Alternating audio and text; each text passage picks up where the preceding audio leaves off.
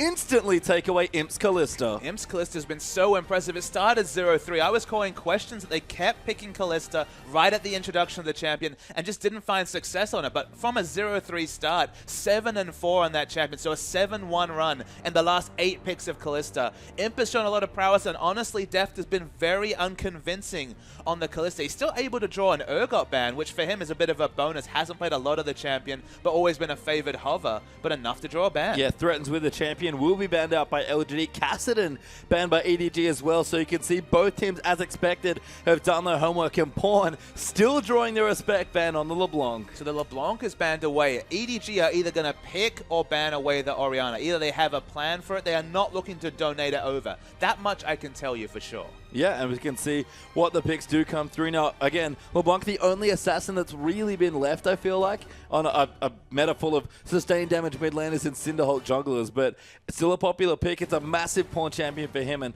you can see already the mid lane is getting banned away, but Gragas actually a pick away there, banned out from TBQ. He hasn't played a lot of the Gragas, only 2 games on the Gragas, 2-0, has an infinite KDA because he actually hasn't died for, I believe, 19 or 20 kill involvements, but it's just another one of the very strong champions this patch, and that's the 9th ban in a row for Annie against Meiko. Yep, the Annie goes down again as Meiko apparently never going to see the champion again. Maybe next split Meiko, as Nunu's going to be the lock-in there for Clearlove. And you have to think Nunu, Jinx, that's always been the story for EDG. They've run Jinx 8 times for 8 victories. 5 of those 8 games they've got the Nunu, and it's always been about the Nunu Jinx. Just walk around in the mid game, acquire free turrets, because how can you deal with the machine gun, minigun form with the Blood Boy? Yeah, Deft is undefeated on the champion, I believe, as well in competitive play. Yeah, all time, and LGD might just have to take it away. Imp has 1 win recently, I believe, in the LPL. He's played it at least once, but it's not a champion he's known for, and LGD going to line up their first few picks here. The Hecarim's wide open as well, but they might have to take something else away from Koro.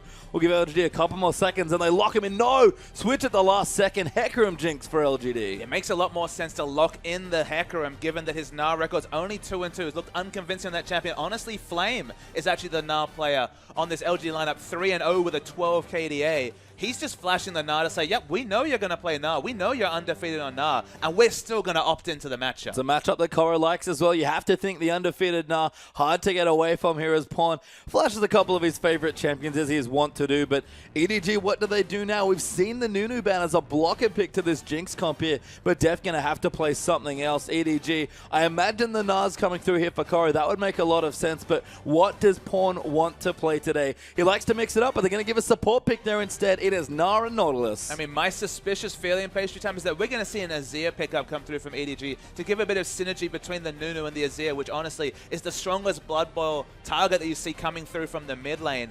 If that leaves the last pick, Azir versus Orianna could be our eventual mid lane matchup. Pawn hasn't played a lot of the Azir, but is obviously very comfortable on that champion. But as of now, when it comes to champions that Deft plays that really synergize with the Blood Boil, I mean, Kog'Maw jumps out, but not really a Kog'Maw comp. No, I mean, they've played a bit of Kog'Maw to decent success, but risky here potentially is LDG all in on protecting this Jinx. Sejuani goes in for the second rotation on LGD side, and Janna's there as well. It's a bit of a scattered identity, though. Obviously, Sejuani and Hecarim looking for ranged initiate. The peel coming through for Jinx. It's calling out for a Kog'Maw, but it'd be a very risky Kog'Maw comp coming through from EDG. Lulu is available, though. Pawn has played 5 games of Lulu for 5 victories, so there is still the potential of going for the Protect the Kog, but it's slightly different in terms of the kind of look that we're seeing. Yeah, and EDG, considering their last few options here, to see what they want to go for. They lock in the Kog'Maw. They're going to give it over to Deft, and Lulu comes in there as well as Pawn's champion, and like you mentioned, one of his most played. Exactly, 5-0 on that champion, 33.5 KDA. Even though you think of Pawn for his Kassadin, for his more aggressive mages, they've played this Protect the Kog'Maw comp so many times to varying degrees. Sometimes it's full Juggernaut, sometimes it's just multiple peeling threats. They had the Jinx banned away, so it makes sense to move over to the Kog'Maw, another great user of the Blood Boil, and look for the lane control mid, but this is 5th pick. You knew Orianna would be locked in the moment you took Lulu, so they're picking Lulu for comp, and that gives GODV Ori. I thought they were going to pick it earlier because it was open wide there, ready. It fits in perfectly for the composition, helps to protect Imp, gives another threat over to LGD side.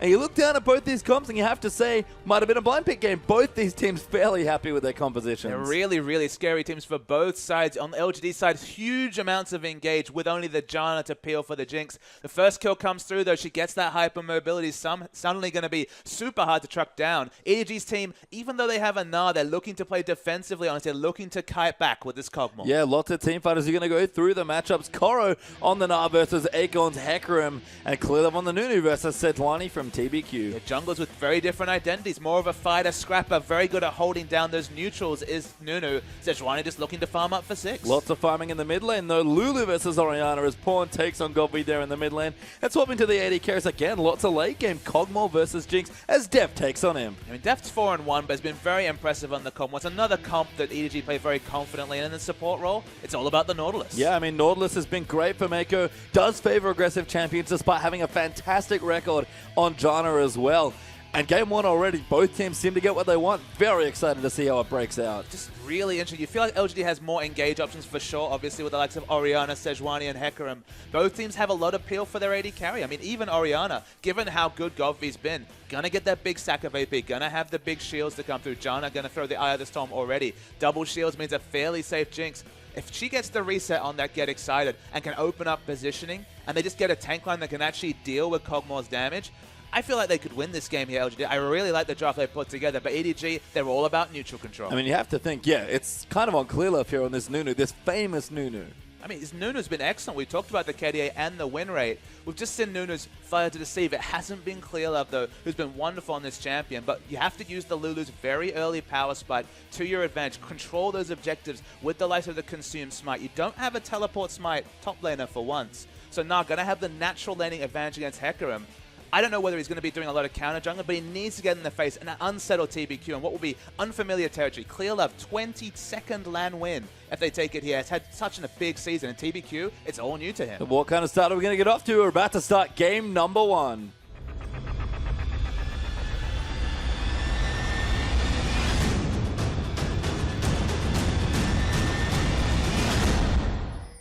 And welcome on to the Rift as we jump in for the level 1 of our first game of our best of 5 between Edward Gaming and LGD. A best of 5 grand final here, and this is it. The spring LPL title is about to be decided. Yeah, within the course of these next 5 games, we will decide the last team to go to the mid-season invitational. So many great names like the likes of Team Solo Mid to be decided. Actually, I tell a lie, of course, Korea have their finals in a week, so the second last team, with the one just being anointed last night in the international wildcard, as Besiktas joins all those top teams at that event. Congratulations there, but you're right, it's not just a domestic title here for a lot of these players. It's not just a first major win for the LPL or another win if you're Clearlove. It's another invitation to a big international event, so everything is on the line here for game 1, and we've started out with not quite standard lanes here, a lane swap initiated by EDG. So EDG have really been opting into the lane swap. LGD, that's Imp's Jinx, not Dev's. Absolutely, yes. It's the red side that's gone to top, so they've initiated the lane swap, looking to avoid, I guess, the potential of the level 2 coming through from EDG, or just looking for the jungle fall. Of course, they've got the teleport smite, leaving this Hecarim unaccountable to enter the jungle, use his smite to pick up extra camps, means he's going to have more experience, get to that first item earlier. Honestly, the only way to counter this particular strategy is to fast push, and I'm not sure if Deft and Meiko are confident to do that. I mean, maybe not with these champions as well. It's a little bit awkward. So an isolated mid lane's just farming what should be mostly a farm festival. Pawn will try and get an edge if he can. And this is perfect for LGD. We didn't hit on it yet, but LGD are a team that have looked excellent in lane swaps. Imp seems to excel in the situations where he can get ahead early, and TBQ especially loves when he can just sort of farm passively. Exactly, especially on a champion like Sejuani, having someone next to you when you have to deal with the threat of the Nunu invade, this just gives you that much more security. It makes your jungle route that much more predictable, and freeing up PYL, something you didn't mention there. PYL and his aggressive roams for vision opens up so much of LGD's rotational play. They've got perhaps the greatest rotational top laner of all time in Acorn, who was always known for that ability on Samsung Blue. If you always get those aggressive flank wards in, you're going to be able to get the teleport. You're going to be able to get the engages you want. The flank engages from Hecarim are one of the best ways to deal with the Kog'Maw coming out of EDG. Yeah, and that's maybe just the cherry on top of the composition here for LGD's team, to be honest. honest. It's Acorn, not just good as a rotational player, excellent with low resources as well, was, you know, maybe the world's most classic Rumble player as well. So EDG, don't get me wrong, they're great in the lane swap as well, but LGD, it just fits their style so well. And that's the thing, you finally see Hecarim entering lane, but he already has a CS advantage against the Gnar, has more experience as well, being able to pick up comps. Koro has finally navigated towards this dragon that honestly EDG should have had for free, because of course they've been jungling on this bottom side of the map, but it looks like it's going to be contested. Smart rotation from LGD to try and contest the dragon, and instead we have a gank lined up in the mid lane there. Slow coming through for Pon. Clearlove forced to flash away. The Polymorph fits in as well, but GODV doesn't even burn the flash. Yeah, Clearlove burns the flash and can't even get a trade from GODV. Honestly, it looked very optimistic coming through from the Nunu. Maybe they were hoping to blow a flash and then open up a more easily uncontested dragon, because it's so risky for a champion like Orianna, so positionally based, to come and contest for dragon without the flash, but no dice. Yeah, Korra going to teleport to the top side as well, but Imp has left that lane very far back in the top side, so I don't know if Korra can break this freeze even in mini-Gnar form. No, there's not much he can do, unfortunately. That's Imp's strength. You mentioned it already. They're so good at freezing waves at LGD. There's so many mini mechanics when it comes to just judging how aggressively do I need to freeze. Where does the first freeze occur? And it just feels like LGD have completely mastered them. And again, they have the brains trust of the likes of Acorn and Imp, you'd have to think, who are both on different Samsung sides, veterans of this maneuver. Oh, here we are going to get grabbed there actually as Deft comes in for a bit of damage, but it's just poke there. The Kog'Maw doing well on CS. That's the best news here for EDG so far, but look at Imp just keeping this wave as far back as he possibly can. In the mid lane, blind picked the Lulu, not really getting the lane control over Orianna. That honestly is very difficult to do. To actually win this laning matchup outright, you need things like that Nunu gang to really connect. If it's just wave clear wars, okay, we're going to see a whimsied up, very strong Deft in team fights, but the Shockwave and GODV undefeated on this Orianna. In a 24-20 season, to be undefeated on a champion is a really big deal. I mean, I have news for you, Papa Smithy. Someone's undefeated streak is going to be broken this game, because GODV's got his undefeated Orianna and Koro has his undefeated Gnar. So at least in game one, somebody's streak is finally going to come to an end. What more a time than this grand final for great streaks? That's the 18-0 streak for Koro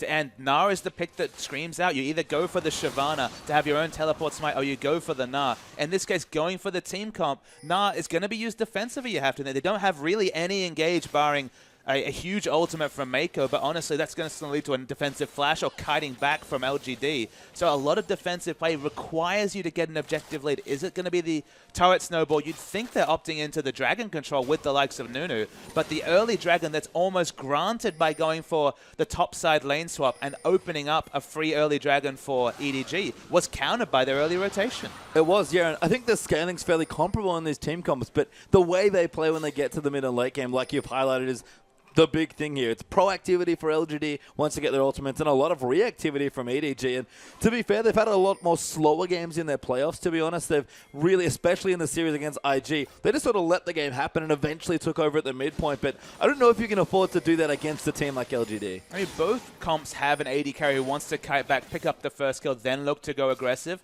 But honestly, LGD have the flexible options, like you mentioned. They have Sejuani ult, already a massively strong ranged initiate tool. They have the Hecarim flank and just the Hecarim ult and Onslaught of Shadows. There's nothing like that on EDG's side, barring the most crisp Gnar ultimate that, again, should never be afforded, because he's basically a solo frontline, except for Nunu sauntering in and hoping to get people with the Ice Blast. I mean, they can kind of rush Korra in there with the Whimsy and the Blood Boil, but I agree here. And there's better uses of those cooldowns. They have to be saved for death. I agree. It's funny, because I mentioned about 2 weeks into this season, do not give Korra Gnar was my proclamation 2 weeks in, and LGD might be able to make me eat those words in this game. I mean, these teams have done so much prep. They understood almost pick for pick what we pick. If you look at these picks, there's no real sideways question marks. There's no Anivias. There's no champions that are out of the meta for these teams. These are very prototypical team comps. We haven't seen this particular Protect the Kog'Maw comp from EDG since about week 6 or 7, but honestly, they were nailed on to be first place from about that time. So their incentive to show new things was not really there. We know they play Nunu. We know they play Kog'Maw. They would have taken Jinx if that was available. They've got close to the champions they want in every role. That's the smart thing for me, is Imp, you know, maybe adapting a bit, playing a bit more Jinx. And honestly, we know what Imp's like, showing up Deft a little bit here, saying, I got you, Jinx. What are you going to do about it? It's definitely a different look for Imp, who's always in the past been that skilled AD carry, looking for the outplays, picking the twitch and getting in your face with the ambush. But this season, he's been on basically Sivir duty. He's definitely been the team fighting AD carry with that team fight ultimate. Suddenly going back to a selfish carry that requires kiting and just basically holding the hands of multiple teammates. That's already a shift for LGD. I can tell you right now, though, it's been a bit quiet about 9 minutes into this game as Pon will pick up blue.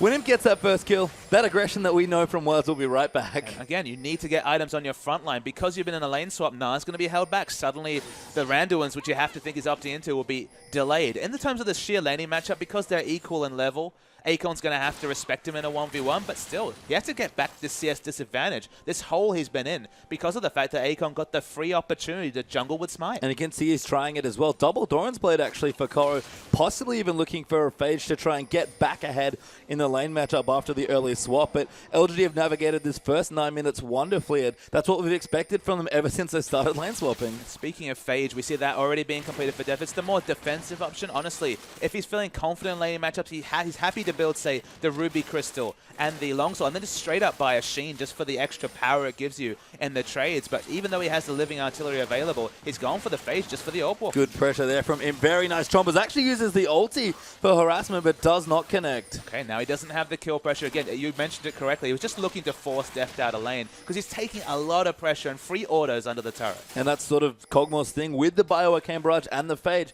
can really put pressure on. But TBQ going to sneak his way into the brush here. Ultimate at the ready. Deft, you better have your finger on the flash button. Meiko should definitely be starting to position towards the top side of this map. Deft should not be the one getting hit by this ultimate. He's right in the way of it, though, unfortunately. Meiko not even 6 for some additional CC. Clearlove going to take the Scuttle Crab away, but TBQ stalking his prey in the bottom side. Very patient. It's interesting. They don't really have a lot of kill pressure because, of course, they don't have the Super Mega Death Rocket. That would be the burst item they need.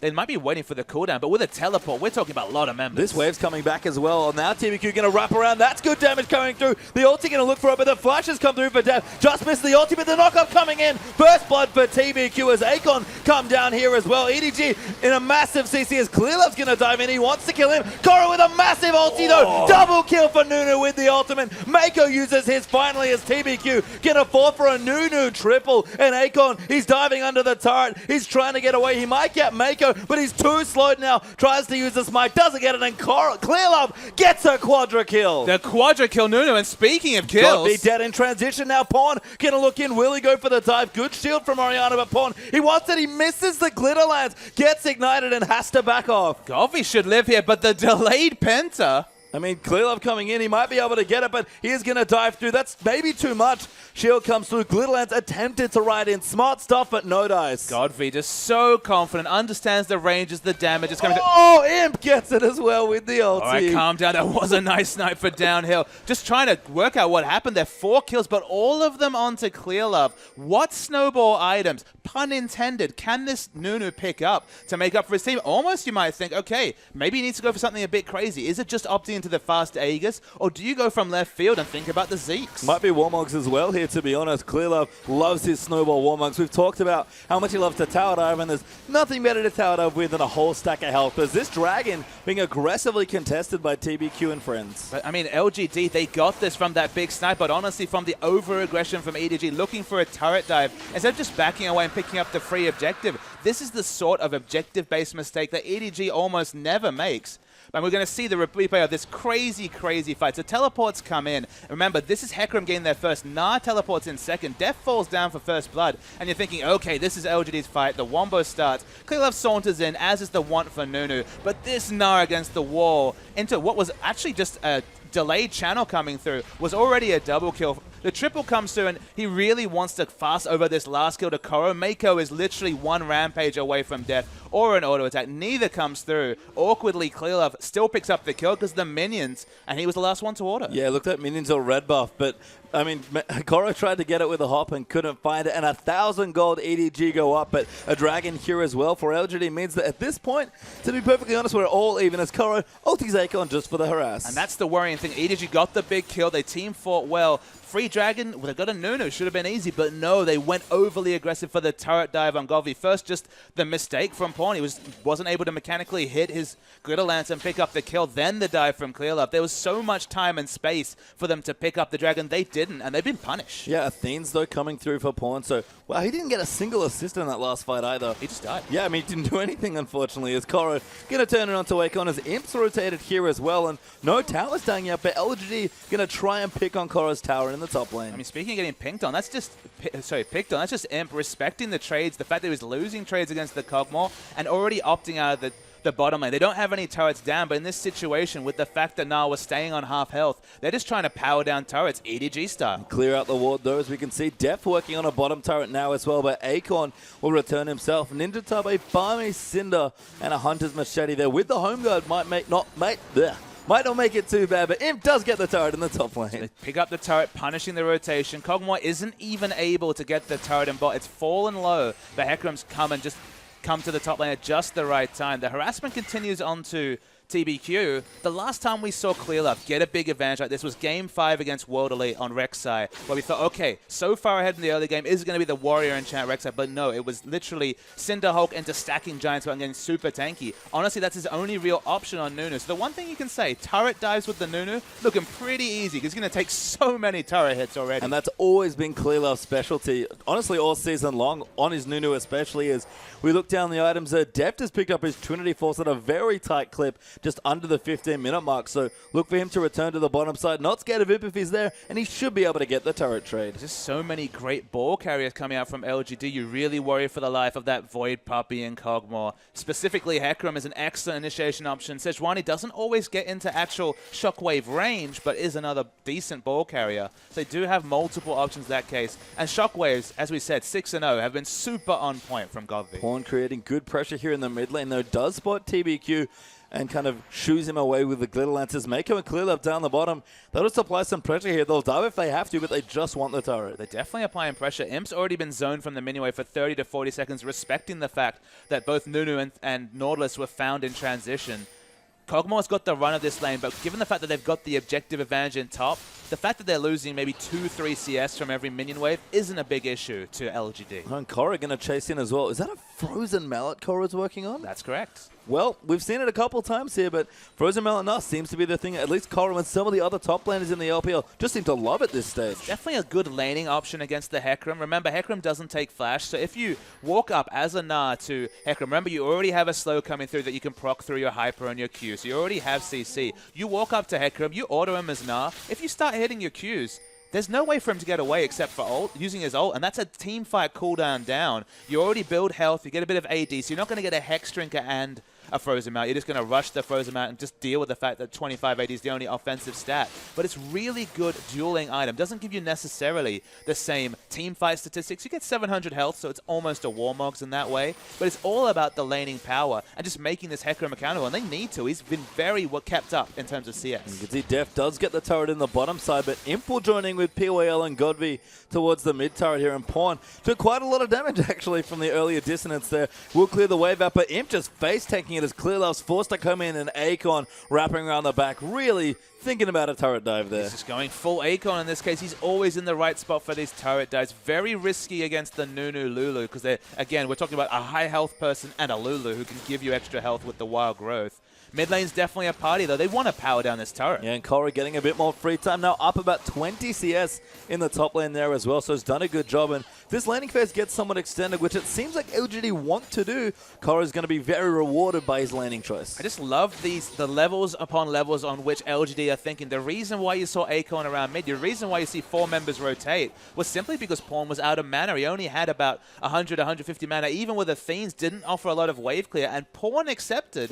The wave clear from this team is actually quite minimal. So using that sort of a gathering of information to actually go for such an aggressive rotation is just really smart play from LGD. There's no downside from what they did. They put themselves in position for a turret, didn't get it, but backed off happily. And we're going to have a pretty big fight brewing here as well. Imp's just going back and got his Infinity Edge. Need to see large Rod picked up now for Pawn, who did find a nice window to back away. And Dragon's back in 15 seconds. That was blue buff. Going to be contested. Does not get stolen away, though. So EDG just want to show as much pressure as possible because Deft just went back to buy the Belwish Water. Not the massive amount of power, but still relevant to spending that 1,400 gold before the Dragon comes down. So EDG, they have enough members so far with early power spikes to bully out vision control, and that opened up enough space for Deft to recall. Yep, they do lose vision, actually, of the Dragon to LGD, as EDG have done a fantastic job warding the neutral area, especially towards the bottom side of the map. Dragon is back up. You have to think they've got the control here, and if they're looking to force a fight, as Koro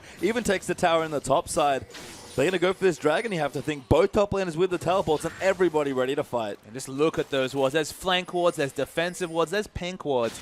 Everybody's going to get what they're looking for. It's basically the random sampler of warding between these two teams. And you're just waiting for that massive engage from either Koro or Acorn. Yeah, and I feel like these are some of the junglers and teams that are still actively using double Sightstone as well. You can see in the inventories, both TBQ and Clearlove going for that Sightstone fairly quickly, and we've talked about it for both teams actually. They love to get aggressive wards down. I like the fact that you use the word using, because plenty of them are still purchasing, but you watch a team like King who has double Sightstone and no wards on the map, compared to these teams like EDG and LGD. Both teams have flank wards, both teams have defensive and control vision around objectives. So both Acorn and Koro are empowered to make meaningful decisions about how to engage with teleports. And honestly, if it's a teleport battle, advantage will always go to Acorn. It will, and EDG have to clear vision out as well because they have no good engage options other than that. If they can force LGD to come to them, that's a good spot. And Dragon might be being aggressed on now as LGD, little tentative to step towards the pit, clearing out vision instead. They have a lot of Dragon damage. I think they just have to respect and seed it in this situation. There's a teleport coming in. Dragon's dead, but Acorn is coming through. TBQ trying to line it up. Meiko will get the hook in there, and Deft just dishing out the damage. Koro is hopped down as well. Wonderful rage management as everybody flashes away. Deft are going to chase in. Koro does find the Q and gets onto PYL, but the Trumpers will stop Koro. Deft will be stopped as well on the ball. A big no-go zone there as all of LGD get away safely. Honestly, I think it's a wasted teleport coming through from Acorn. You saw the defensive formation EDG had. Basically 4 tanky members in front of Deft to free hit. There's no way you can engage on that if you're TBQ. So he gets chunked out and the push continues. Yeah, take the turret in mid. That's actually 3 outers all completed now by EDG as LGD find themselves down a couple turrets and about 2,000 gold. Just feels like they didn't look for the kind of aggressive teleport we would have expected. The Hecarim went for a more defensive teleport. They weren't in formation to be able to offense, and then EDG basically with the flying V when it comes to defense. There's no way that Sejuani could have sniped out the Kog'Maw. And if Kog'Maw is free hitting, you're going to die fast if you're the piggy with just health. Yeah, I mean, that's the thing with Sejuani. Does need her items to get tankier as well, and Cinderhawk sure helps a lot. Sightstone even contributing there as well, but just a Glacial Shroud on top of some other small components, maybe not quite enough at this stage. And look at Clearlove on the other side. He's using that gold for exactly what I thought it was going to be. Warmogs ahoy. Yeah, Warmogs is the build. I'm actually a bit surprised. The Aegis is kind of demanded against the likes of Orianna. Even though it's the solo threat, GODV will find a way to thread the needle on that shockwave. So maybe they're just thinking, get it later and just, again, get ready for the turret diving. I mean, Sejuani does good magic damage as well, so I agree with the Aegis pick up there wholeheartedly. And there it is. That's a quick Warmogs. That is a quick Warmogs, now building in towards the edge. I guess Clearlove just had a little too much gold after his Quadra. I mean, this is what he did on Rek'Sai's stack health. And look, he doesn't really do a lot of damage, but man, is he annoying on the Nunu. He is. Just, again, Clearlove loves to dive turrets. Engineered many, many ganks in the LPL regular split, and we're going to do so here again in the final. A thin lead here for EDG at 21.5 minutes, but just thin. Yeah, the vision is decent here in terms of defensive vision. It's more neutral vision coming through from LGD. Certainly no sign of the offensive vision that was there around Dragon. It makes sense to some degree. They've lost their outer ring of turrets. It's so much more risky to actually go in and try and get those aggressive wards down, and Meiko, this is why he's one of those rookie supports that's been really touted as the next coming of Chinese support players, and that the warding's so smart. And you have to think, contesting the enemy red and blue buff, the kind of easiest next objective that they can open up is what's going to come in the next few minutes. I think so as well, and you can see that power spikes are coming through for the rest of EDG. Pawn got his death cap now done with the Athenes at 22 minutes. Blade of the Ruined King just finished there by Deft as well. Koro does have about 1,200 gold to spend, but apart from that, EDG good to go for a mid-game team fight. The big item for them, to me at least, is Meiko finishing the likes of maybe the cleanse item coming through, just for a bit of defensive utility. Probably needs the Mikhail's Crucible to provide for Deft. The magic resist going to do nice duty anyway, because you need that against what's coming through from GODV and TBQ. But with the Ruby Crystal turned into the upgraded Kindle Gem, might actually be an Aegis on the support. Yeah, maybe. I mean, Face of the Mountain as well, I think, is another option for maybe the shield. Not quite the Mikhail's, but another shield there as well. It's certainly not Ella, who pretty much builds Mikhail's first for Crystal every single game. And PYL's already rushed the Aegis, so there's definitely the same idea coming through from LGD. The magic damage in this situation is mostly going to be the frontline damage from the Lulu, but I mean, Kog'Maw at this point with Blade complete starting to do physical damage, but certainly respectable magic damage. I believe Clearlove did He did get the blue buff there, I believe. Yep. We both did the double take. Yep. And as Prophet Puffer just predicted,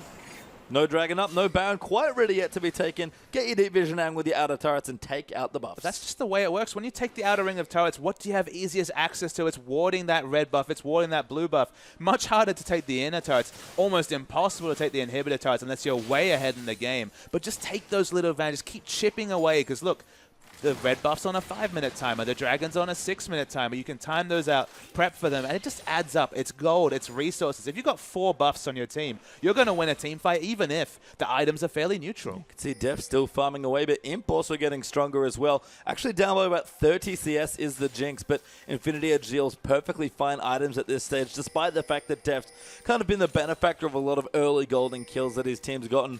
Kog'Maw as well, 4 assists with almost equal CS to Acorn, who every single game seems to somehow get CS. And look, Acorn's almost to his 3-item triumvirate. We always say that the item build to kill an AD carry, it's all about the Trinity Force, Cinder Hulk into the Home Guard boots. 2 of those finished. The other one less than 1,000 gold away, you'd have to think, at this point, just given the amount of CS he's picked up. It's going to be difficult to take out Deft. He's going to be positioned defensively. They've got the Lulu. They've got the Nunu. I mean, even the control ultimate from Nautilus might be relevant. But that's his modus operandi. That's his item build, whereas Kog'Maw is just going for that please do not give Imp any resets build. And honestly, Kog'Maw and Nunu, the Gnar and Nunu are so damn tanky that that first skill, if they position effectively like we just saw in that dragon pickup, how do you ever get a reset when there's like 4,000 health already? I don't know. I mean, it's a good frontline for EDG, but it is reactive. That's the issue. But they are playing proactively right now. They have a lead that they can kind of run with and drag them back up in 40 seconds. EDG, I'm not going to say comfortable just yet, but they do have a lead in the game. They'll be comfortable when they start to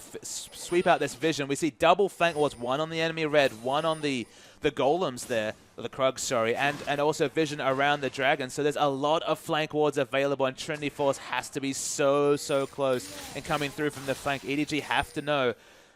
They're starting to clear the wards, though, which is important for them, but they need to neutralize that vision in the next 15 seconds. And again, fights on their terms, EDG will look great. Fights where either Hecarim gets a huge flank or EDG are forced to go in aggressively, much worse. 5 seconds left to the dragon now as well. Acorn looking to go back close to his Trinity Force when I last checked. Might just have the Zeal at this stage. Sells an item, might have enough, but EDG, they're already on top of the dragon, and Randuin's almost completed for Kog'Maw there as well. Dragon damage far too high as Acorn is trying to find a way, and he does have his Trinity Force. Kog'Maw, but it's a massive ulti onto Imp and TBQ. Meiko comes in with a Deft charge, but Deft just killing Acorn. He's not tanky enough. Ulti's over the corner trying to get in, but Deft going to waddle his way back around. Clearlove zones him out with a massive ult. He's so big with the wild grip, but GODV nails the shockwave there. Kog'Maw going to go down. That's the first reset, but Sejuani will fall instead. Everyone's so low. Imp so close to another kill as well, but a 2-for-1 trade here. EDG just ahead. Yeah, but LGD's completely outfoxed EDG.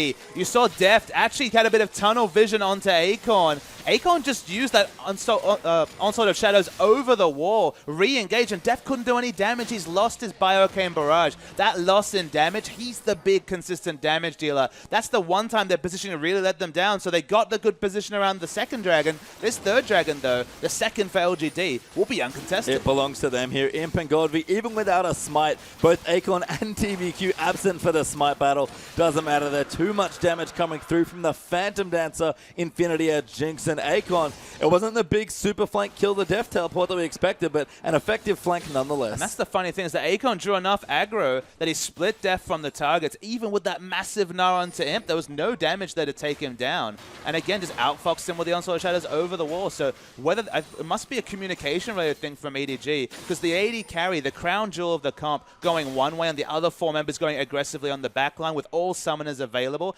that's not how you win a fight if you're EDG with such low initiate. And EDG now equalizing that gold pretty much back up there for LGD. Only 800 gold ahead or so.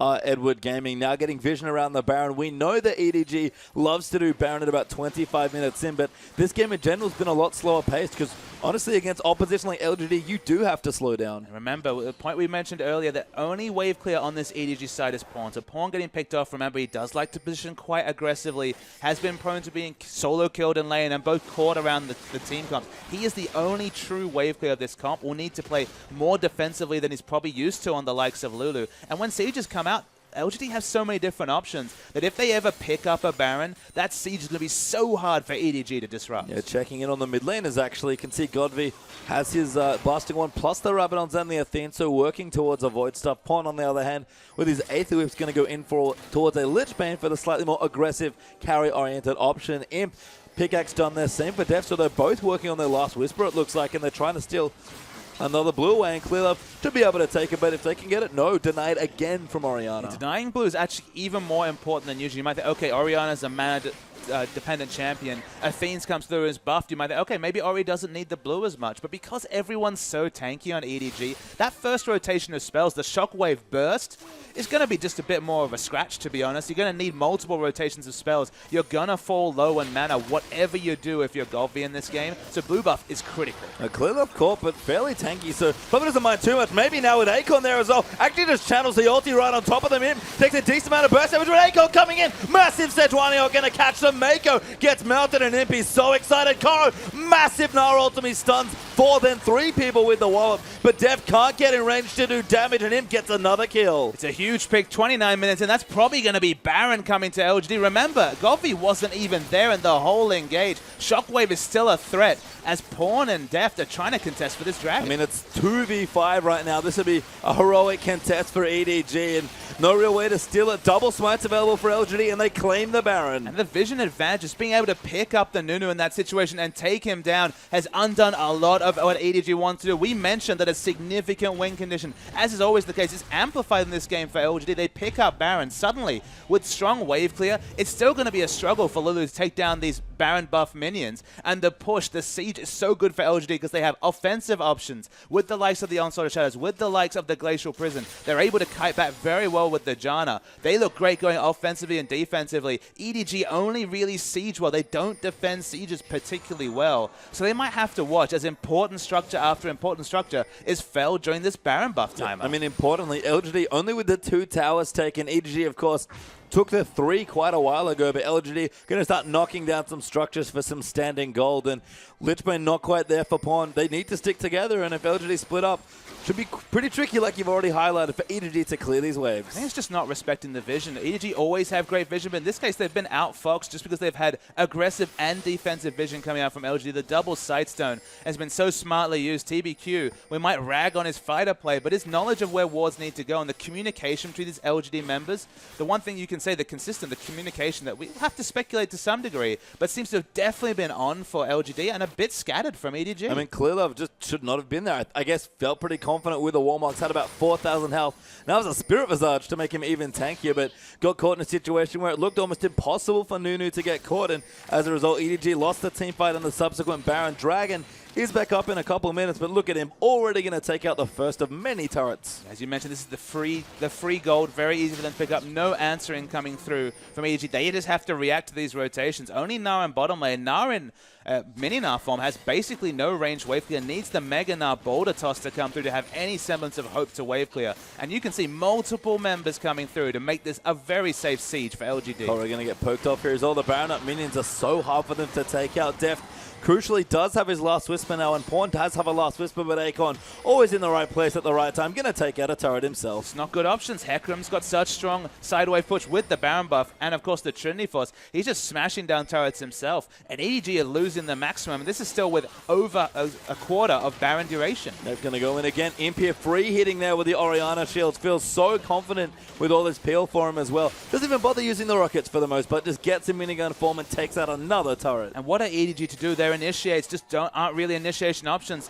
Clearlove is annoying. He gets in the front, but doesn't have any hard CC to keep members around. Nautilus is just a peel, but it's not jungle Nautilus who can disregard multiple members and ult the AD carry. In this case, it's going to be just trying to peel for Kog'Maw. And they just have no other initiation options behind the picture-perfect ultimate for Koro. And with all these wards, look at this red side jungle littered with wards by LGD. They're just never going to be that flank from Koro. Yeah, it's going to be a lot of cleaning work there for EDG to get all the wards out of their jungle. And they're trying here. Dragon actually back in 10 seconds in LGD. Not quite in the area. Acorn does have his teleport, and he's scarily strong at this stage of the game. So EDG might try to rush down the dragon, but it's a little risky. It's going to be a Frozen Heart finished for Hecarim, you have to think, if he backs, but no pings onto the enemy blue buffs. They're looking to take that over the dragon. And EDG, understandably, hard to make any assertive moves after being soundly beaten for the past 5 to 6 minutes. I mean, LGD do the right thing, go down to the dragon and make sure EDG can't have it. No, actually, they are going to go in. They've not taking the Scuttle Crab either, so this is fairly all in. The Scrying will see them. Clearlove should be able to get it and does. That might force a fight. TBQ getting grabbed by Meiko. Koro in the backline trying to find the Gnar ulti, but Acorn coming in. Meiko on Pawn gets shockwave there, and now Acorn diving in onto Deft. He's so low. Acorn uses his ulti and takes out Kog'Maw. Koro still fighting onto Gnar, but Pawn can't do enough damage. He goes down to Imp and Imp. Gonna have a field day now. Meiko gets killed by Acorn. That's the 4th kill there as Hecarim gets the double and Jinx takes her own. Clearlove forced her flash away, and GODV the only kill for 4 deaths on EDG's side. There's just no backline threat coming through from EDG. They can't get onto the Jinx. Through all the shields, she's just so effectively tanky. Lives on full health, and they power down the base. Yep, turret going to go down. Inhibitor looking to fall here as well. And LGD with their Jinx might just be able to win the game here. That's not only so much Nunu can do. The Ice Blast will delay things, but 5 seconds to Deft. Maybe this is too aggressive, but they're going to get most of this base. They use the heal. They're going to try and get it. Clearlove doing what he can to try and stall in, but there's too much here. LGD are going to take the first Nexus, it looks like, and they do get it, going 1-0 up on EDG. What a win from LGD. It was looking like an EDG game. How many times will we send them rotate smartly? Took that answering dragon with aplomb, but suddenly, Deft with poor target selection